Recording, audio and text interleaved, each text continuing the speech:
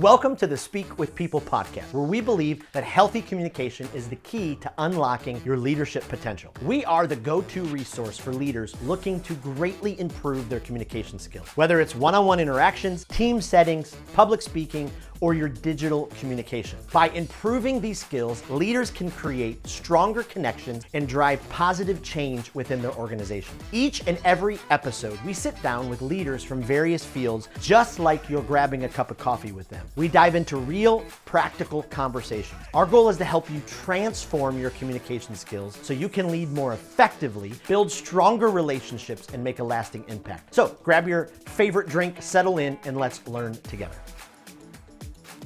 Well, how do you leverage data to make better decisions that drive your business and your own personal leadership, drive that success?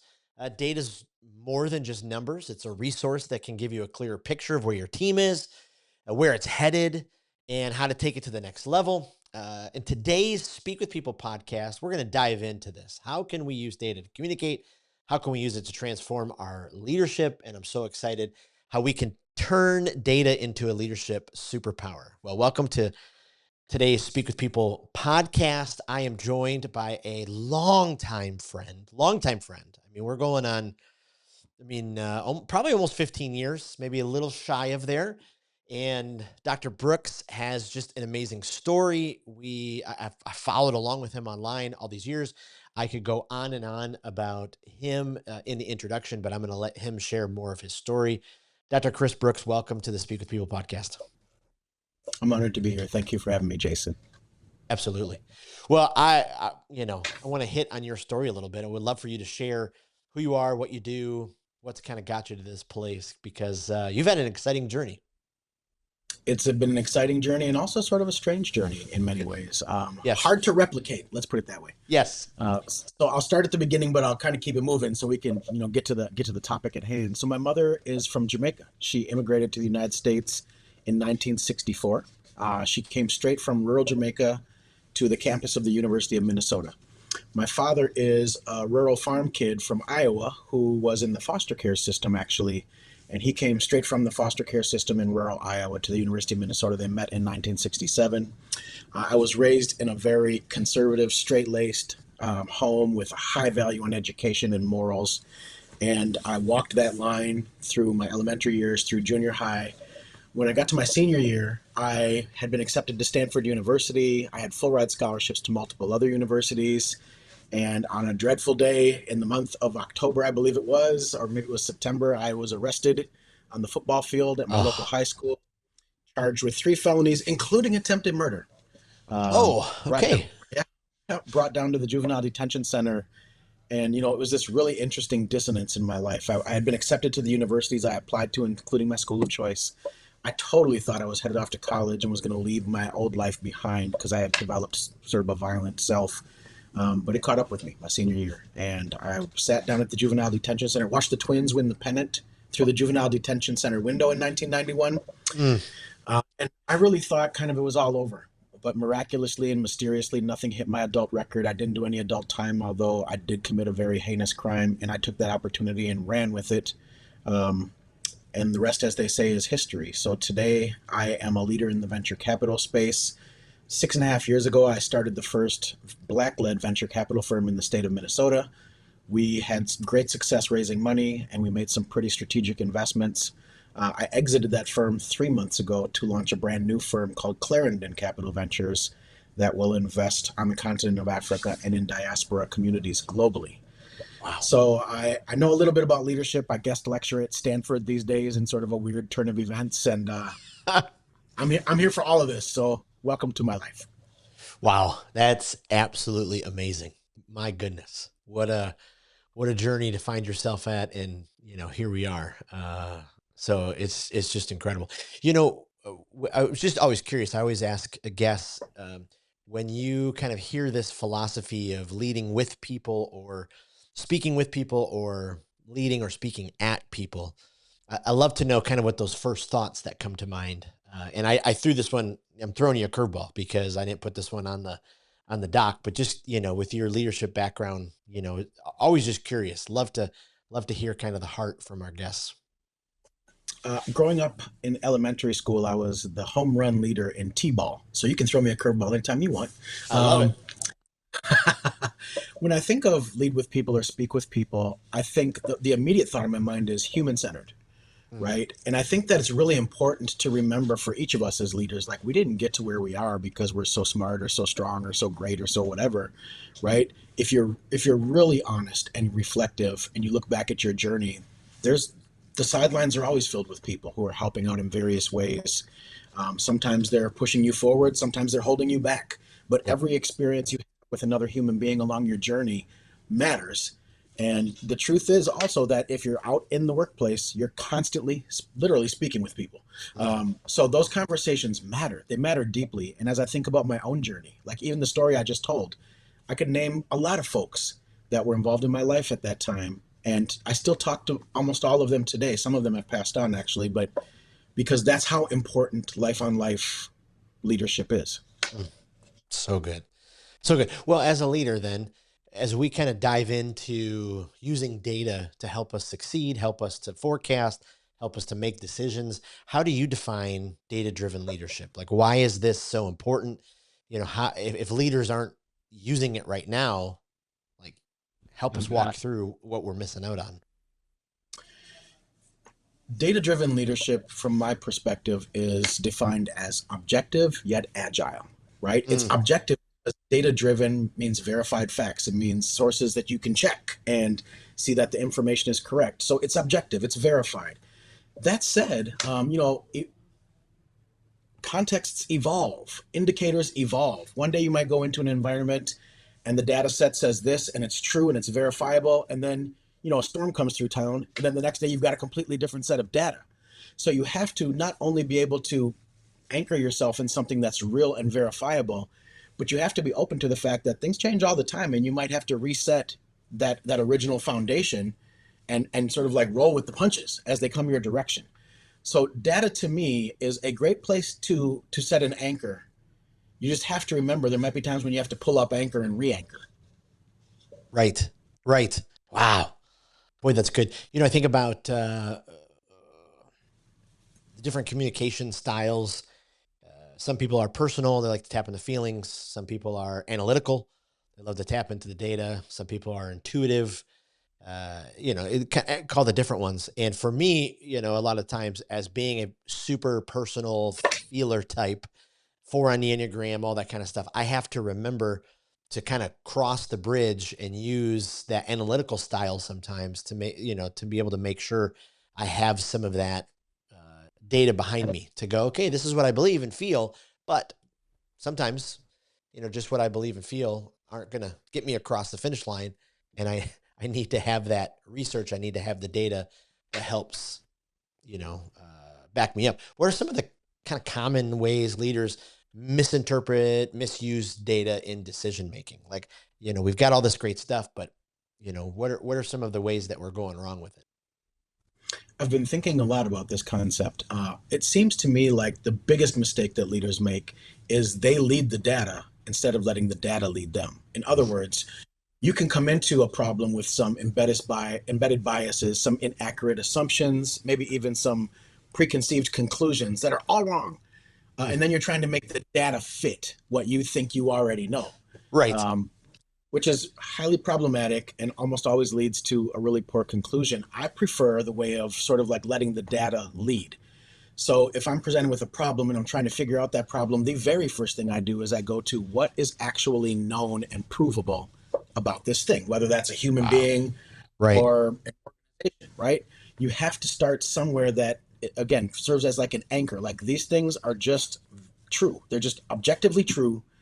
And now there's nuance and there's going to be some other data inputs that might help shape that and, give you a different perspective on it. But like, in my office, I have this Reese's mug, right? It's a Reese's mug. And no matter what people say or no matter what I do, that's a Reese's mug. So I anchor myself on the fact that it's a Reese's mug. Now we can talk about what it was designed to hold or, where it should be in my office or should I let other people use it or should I reserve it only for myself? But at the end of the day, that's a Reese's mug. Mm, wow. Boy, that's good. I'm sure in venture capitalist world, data is pretty important.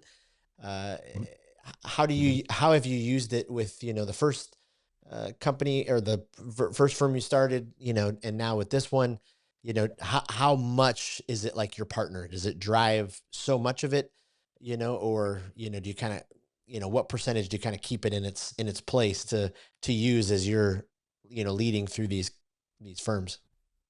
It's a fantastic question. I want to share a story that will help highlight Love how it. I will actually answer the question. So when we started raising capital at my previous firm, again, I was a co-founder. When we started raising capital, we kept hearing this phrase on the other side of the calls: best practices.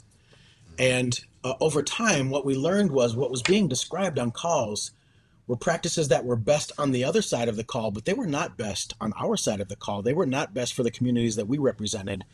So we started referring to those as existing best practices, or in some cases, existing practices. They weren't even Mm, best. And what we would say to folks who use that language was that may be best historically, that may be best for you and your community, but it actually doesn't work in our community and with our customers. So you can't call it best when you're talking to us. It's just an existing practice. And this tethers back to what I said at the very beginning, right? Like, things change, data changes, people change. And so you have to constantly be taking those quote unquote best practices and evolving them and testing them to find out, are they still salient? And this is wow. why in my space, in the venture world, there are some proven methods and tactics and strategies that um, are still relevant, even in the space that I'm in, which is radically different than the historic venture capital world. But many of those things literally do not work. And so, some things I can chew the meat and spit the bones. Other things I got to spit out the meat and the bones and try a new meal.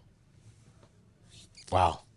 Wow, that's interesting. Well, kind of dipping into that world a little bit, because you guys are, you have to go raise money, you have to make the asks. Uh, what have been the most successful tools, for that? I think of the people on here who are, in sales, people in here who, raise money for nonprofits. I mean, you've raised a lot of funds. Any best practices that you've learned that here we go with the best practices, the effective best practices. But as you were talking about that, I was like, oh, okay, world of, you know, knowledge here. Would love to tap into that.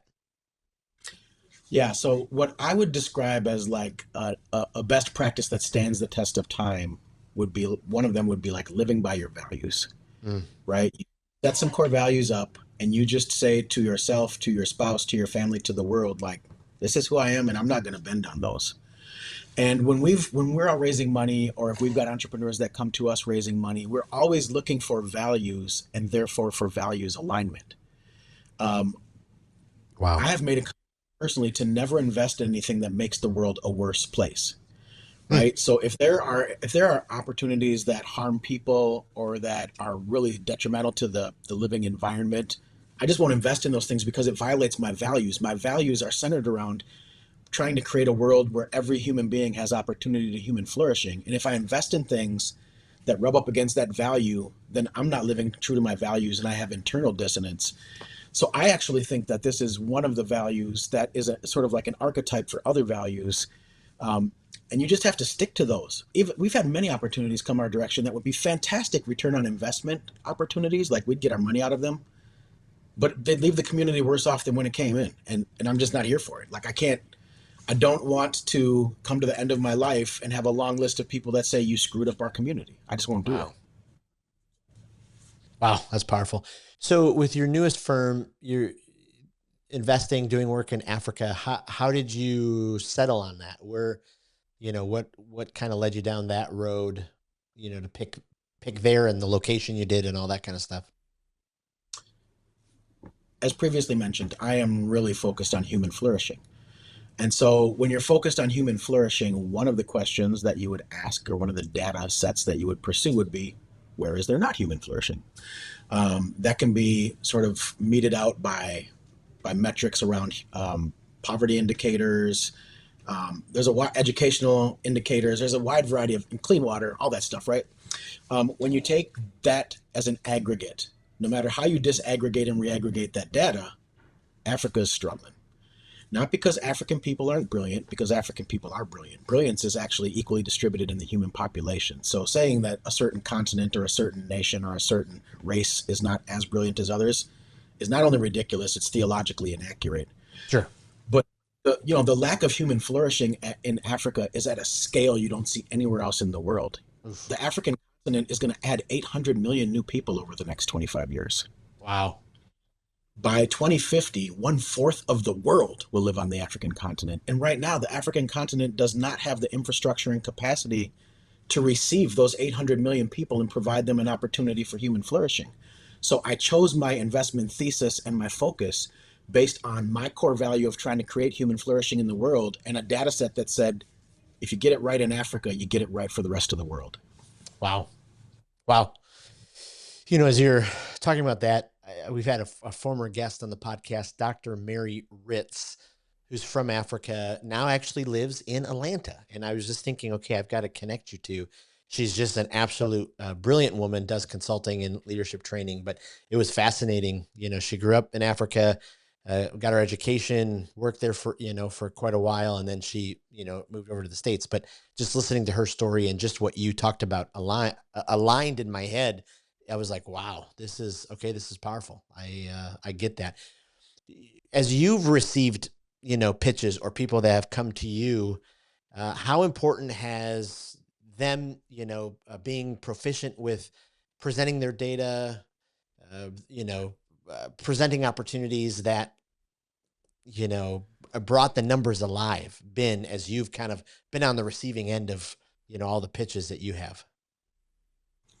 Another great question. One of the things that we look for in the venture capital space is we look for the entrepreneur who's pitching the idea to have a really strong awareness of their market and specifically in terms of like a competitive landscape, right? You know what you do, but do you know what everybody else is doing? Because everybody else is competing with you. And if you don't know what they're doing, they're probably going to outcompete you.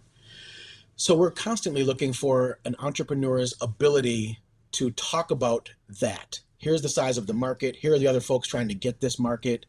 Here's how I'm going to outcompete them. We call that differentiation. All of that is data. Now, some of it is quantitative, like, we've got this many sales reps, they've got less. So we're going to get, more market penetration based on the number of sales reps. But some of it's qualitative. If somebody comes to me and says, we're targeting the market in Atlanta and they were born and raised in Atlanta, they're going to have, in my opinion, competitive advantage over somebody from somewhere else in the United States. Right. Because they understand the terrain in a different way. It's kind of like if you're in my previous firm, we invested a lot in indigenous America. The only way to do that is to walk alongside indigenous Americans. If you don't do that, you have no idea what you're doing and you're going to screw it up and probably screw up their community in the process. So the ability for an entrepreneur to talk about the terrain that they're engaging, who are the other folks that are coming for the same piece of that pie or that same pie, and how are you going to outmaneuver them, outcompete them, and ultimately gain competitive advantage. That's stuff that entrepreneurs, that every business person really has to know if they want to grow and scale their business. Wow. Wow. That's so good. I was thinking about, as you were breaking that down, just the pressure that arises, as an entrepreneur or, someone raising funds or venture capitalist, that kind of stuff they face sometimes, as you're like, okay, if they don't go for this, we've got to start over. If they don't go for this, we've got to find somebody else. How have you dealt with that pressure? How have you dealt with that stress? If it has affected you, I'm sure we have, so many folks listening who are doing presentations or doing pitches or raising money, and they're feeling that weight, speak to us a little bit about how you've kind of journeyed with that. Most of the decisions I make these days, I make through a 2x2 grid. I made it up. It's totally like this made up proprietary grid. One axis is alignment, low alignment, high alignment. The other axis is capacity, low capacity, high capacity. And, you could make those a continuum with like 10 points and you could measure, different varying degrees of those things. But what I'm always looking for and what I'm convincing entrepreneurs to look for as they go out to raise money for their ventures is look for high capacity, high alignment. You can take some ground in a couple of the other quadrants, but it's going to be a much longer sales cycle and it's going to be much more difficult. If you find somebody from an alignment perspective who's like, I believe in what you're doing, I think you're doing the right thing, it's brilliant, You're the right entrepreneur to do it. Alignment, check that box. Capacity. I think one of the things that a lot of entrepreneurs and business leaders don't think about is like, are you actually talking to the buyer? Mm, Right? When you engage a large corporation like Target or Cargill, right? You can talk to 100 people before you talk to the person who actually can write the check. right. So the number one business strategy for somebody that's selling or raising is as quickly as you can get to the actual check writer, because if they say no, it's no, right? And you Right. can talk to 100 other people who can give you a maybe or a soft yes, but until the check writer says yes, it's not a yes. Wow. Boy, that's good. What have you found any creative ways that has helped you get to the check writer quicker than, when you were just starting out? This is where you have to speak with people. So um, Love it. my my strategy for fundraising is always a highly relational strategy. Now there are times like when you want to get to somebody and the only way to get to them is through the official proper channels of like you talk to this person, then they tell you send you to that person, or Yep. you have to fill out a 30-page RFP document or whatever. But my favorite way to do this is if I have somebody who's like my friend or a really close colleague inside of one of the entities from which I want to raise money, I'll just take them out for a cup of coffee or a meal and say, help me skip a lot of pain and tell me who I need to talk to. Mm, And they might say, well, the check writer is this person, but before you talk to them, you need to talk to these two people. That's right. still really, really helpful business intelligence, right? Like that's valuable. Um, Again, the going straight to the check writer might not always be the best strategy. So if you are able to find somebody within the ecosystem that you're targeting that Yeah. can give you the business intelligence to help you properly navigate your way to the right person, whether that's a direct shot or, you know, 2 points of intersection before you get there, that is by far the most effective way to not waste time and ultimately as quickly as possible make it to the person who makes the decision. Get a green light or a red light and keep moving. That's right. Wow. That's good. That's good. I was thinking about, as we're, kind of diving in the data and the impact, and then on the flip end, how powerful stories are. How often do you try to weave, the data with stories? How do you try to tell a story, throughout it? Would love your thoughts on that. So when it comes to data, um, data that is sort of non-story data is called quantitative data. Mm, Story or data that is sort of story heavy or story centric is called qualitative data. I think that the use of those two things, it's always best to use both together if possible. But really, it's kind of situational. You need to know your audience. If you're talking to an audience who wants quant, then you give them slides and like charts, and they don't actually care about the human beings that are down in that particular situation. Like yep. they just want to know, like, is this going to make money? Right? Is this going to Right. move the metrics on the health indicators? But then sometimes there are audiences, this is actually true usually of like ultra high net worth people. They really seem to care about the stories. They want to know. This is why the philanthropic industry in America is so successful, because people who write philanthropic checks, foundations or individuals or, family offices or whatever, like they want to know, like, these resources that I'm stewarding to you, whose lives are they actually touching? And they, Right. they do, Right. they care about the, but really, they would much rather go to a gala and hear a story about a family that their stewardship of their resources directly impacted in a positive way that family. And in some of those places, I've met people who don't actually care about the data when it comes to like the quantitative. Like they don't care about any of that stuff. They just want to know, like, if I entrust you with these resources, will you actually use them the way that I want them used and bring the impact that I want? Yep. And the other thing that's true is I believe in a very sort of like donor centric or investor centric way of raising money. I know it's kind of unpopular to say those things, but I believe that when someone's entrusting you with their resources, you're a steward. So I need to really fully understand what those folks expect me to do while I'm stewarding their resources. If they're investors, I want to know, like, are there things that from your perspective are sort of off limits? Because you're entrusting me with your resources and I don't want to take them and do something that would violate you. Now, the best way to avoid that is on the front end, making sure that you have values alignment, so that that conversation's over with and you have a green light to go forward. Right. Right.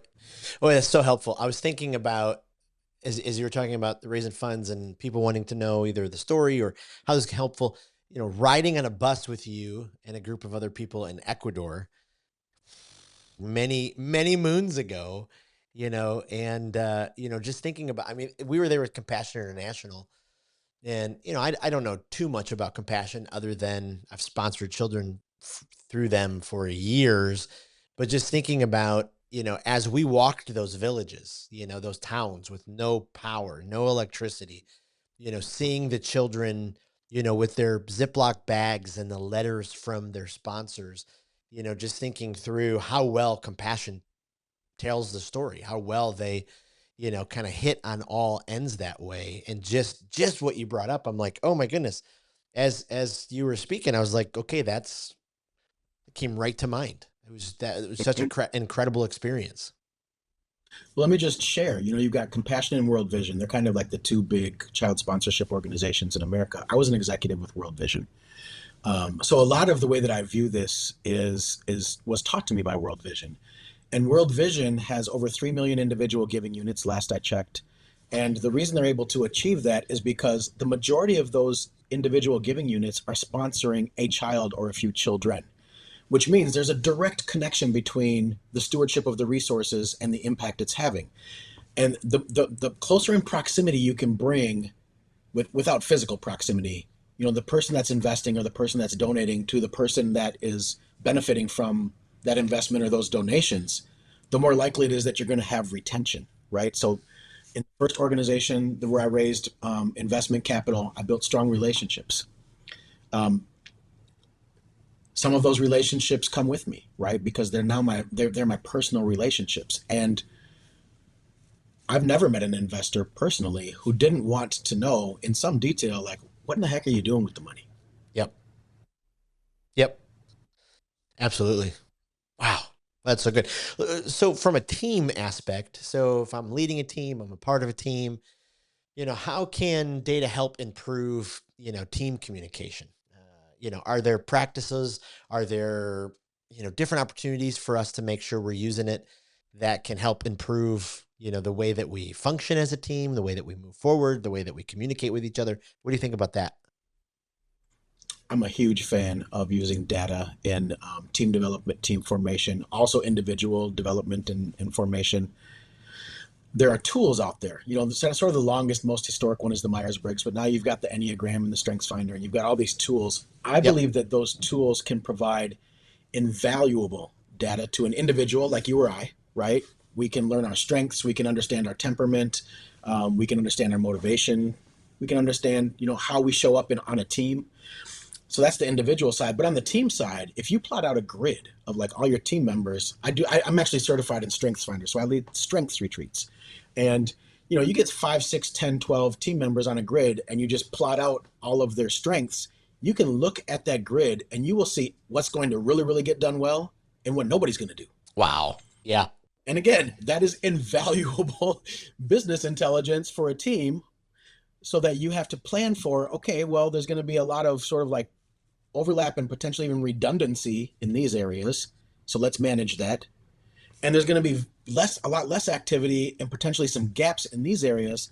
Let's plan for that. And if you really work well with these tools, you can hire based on that sort of stuff, right? Like you can, in your interviewing process, you can give somebody the Strengths Finder, the Myers-Briggs, or the Enneagram, or any of those tests, and you can hire to round out your team. Then you've got strengths operating in all four quadrants. You've got people who are going to work well together. You kind of understand, who to put on which teams because of their temperament. All of that stuff matters. And the highest performing teams, in my opinion, have done at least some of that work to recognize and understand people's individual uniqueness and then take that knowledge forward to create an optimized team environment. Wow.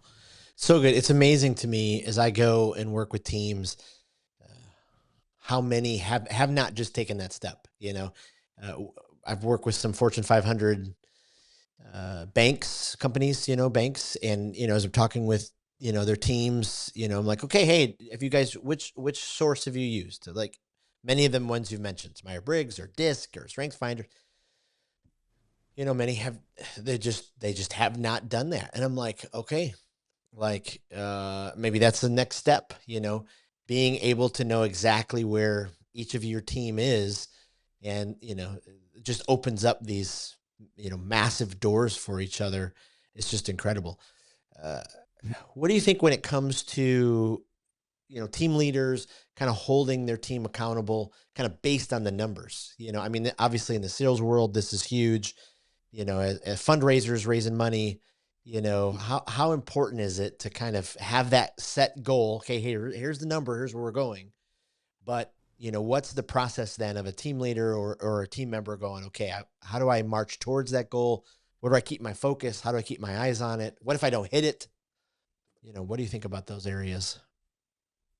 Let me start by saying the team leader is usually the hiring manager, right? So at the end of the day, when a team leader encounters a challenge or, has to sort of like move some things around on their team, that responsibility falls directly with their hiring decision. So pointing the finger at your employees, mad at them, that doesn't do any Yep. good, right?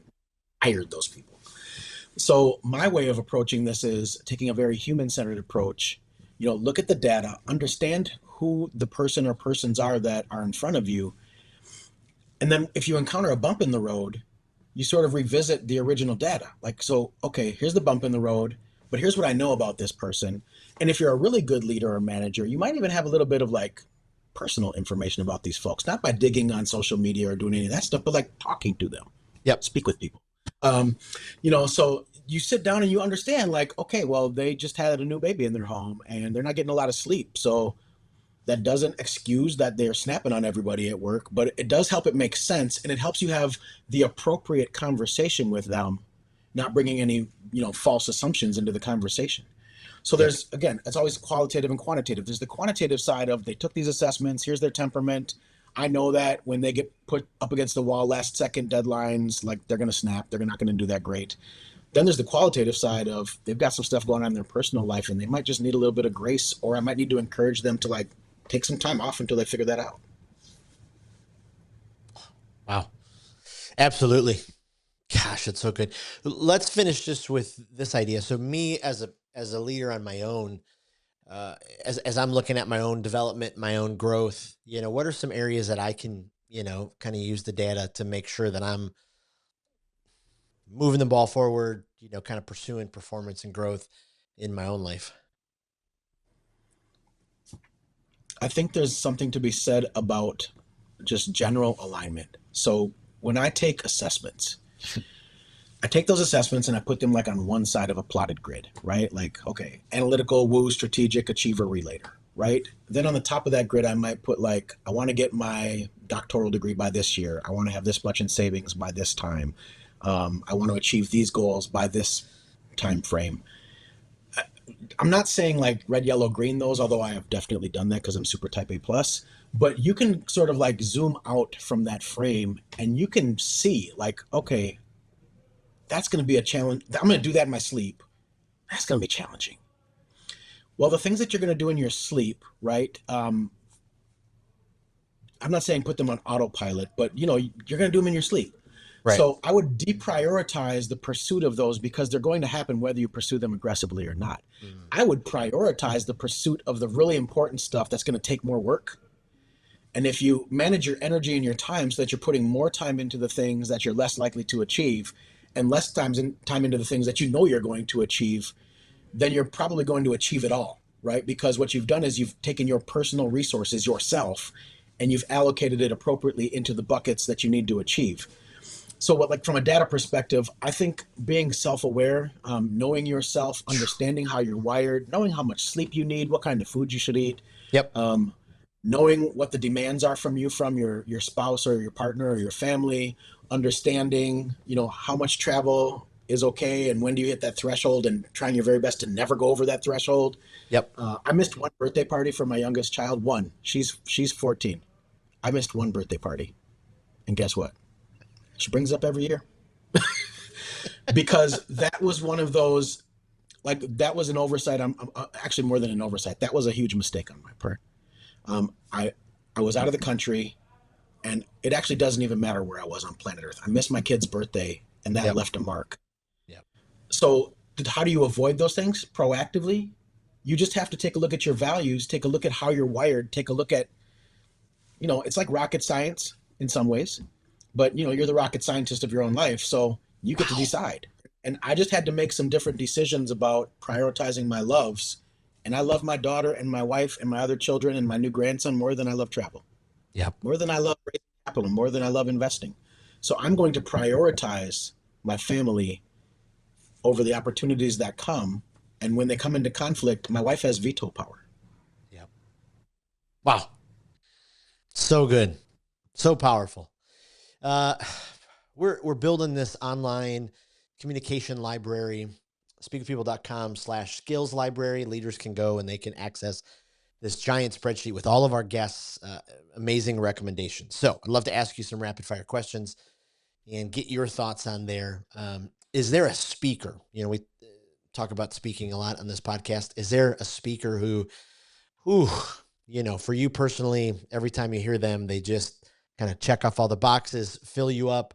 You just can't wait to pass on their talk to someone else. Is there someone like that that you'd recommend? I have several. I'm really kind of a fan right now of Daniel Pink. Oh yeah. Um, one of his really powerful talks that had a major impact on me was called When, When. And it's the science of like when people wake up and go to sleep and how you use that knowledge to structure your teams for the highest level of productivity and camaraderie. Wow. And nobody thinks about like asking people what their preferred time to show up at the office is or like what time they go to bed at night. But that's actually really important information. And he splits people into three groups: early birds, owls, and third birds. Um, and if you structure a team with early birds and owls, they're going to constantly be fighting about when they should have meetings. But if you have a team full of early birds, you're going to have coffee in the morning and be done with it, right? Yep. Like, so I think that type, and I'm using Daniel Pink actually as like an example of the type of speaker that I am really drawn to. I like speakers who use data to provide pragmatic, practical solutions to problems. So Daniel Pink's data on when people wake up and go to sleep and how they manage their energy is a solution to a really difficult team that can't figure out when they should have their meetings. Wow. Boy, that's great. I love it. If you're a podcast listener, is there a podcast either on the guilty pleasure side or the development side that you just keep going back to, you recommend it to other people? Podcast is not the right word, but because I live in a fast-paced world, I travel internationally a bunch. I've got more meetings than I should on my calendar every week. I still have a wife, four children, and a grandson. I'm a big fan of TED Talks. Oh yeah. I think TED Talks, because of the way that they're curated and the way that those scripts are written, most of them, especially the best ones, are like a masterclass. Mm. Right now, I like podcasts. I do, but my top strength is analytical. So I'm always looking for data. And the Yeah. best data that I've found is in the TED Talks. I love it. I love it. And then lastly, is there a book that you're like, hey boy, every leaders, you got to get this into your hands. You got to read this. If there's no other leadership books you read this one. You can't tell what the cover of this book is, but it's a book by Parker Palmer called Let Your Life Speak. Mm. I'm going to show this just to be gratuitous. I actually went down and had Parker Palmer autograph my copy at his home. Ah, After the Bible, it is surely the most important book in my life and in my leadership. wow. Read it at least once every year. Sometimes I read it 2 or 3 times a year, and I always find something that is really relevant to the specific season I'm in at that time. So it's a short read. It's not a very expensive book, but it is a really, really powerful little book that I carry with me everywhere I go. I love it. I love it. Uh, Dr. Brooks, this has been amazing. I know this will be an extreme help to our listeners. Appreciate it. Where can people connect more with you online? Where should we send them to? The very best way to connect with me actually is on LinkedIn. So Yep. it's Dr. Chris Brooks, DrChrisBrooks, Dr. Chris Brooks on LinkedIn. I am a super connector. So I love making new friends. And, if I have new friends on LinkedIn, I very often look them up when I travel to different cities and we have a cup of coffee. I try not to be a stranger.